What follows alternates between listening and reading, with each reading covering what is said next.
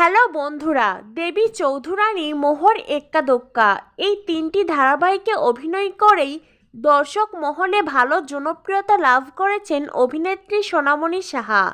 নিঃসন্দেহে তিনি বাংলা টেলিভিশন জগতের প্রথম সারির নায়িকা। তার অনুরাগীরা তাকে মহারানী বলেই ডেকে থাকেন। সোনামণি সাহা এবং প্রতীক সেনকে তাদের অনুরাগীরা সবসময় একসঙ্গে দেখতে চান পর্দায়।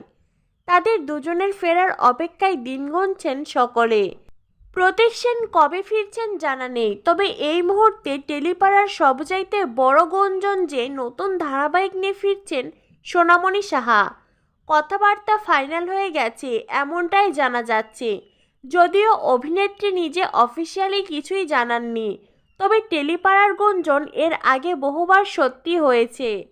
তবে গত 3 দিন আগে একটি স্টেজ শোতে অভিনেত্রী নিজেই জানিয়েছেন খুব শীঘ্রই আবার দর্শক তাকে দেখতে পাবে টিভি পর্দায়, নতুন সাজে নতুন রূপে। তো বন্ধুরা, অভিনেত্রী সোনামণি সাহার কথা অনুযায়ী টেলিপাড়ার এই গুঞ্জনটাকেই সত্যি মনে হচ্ছে।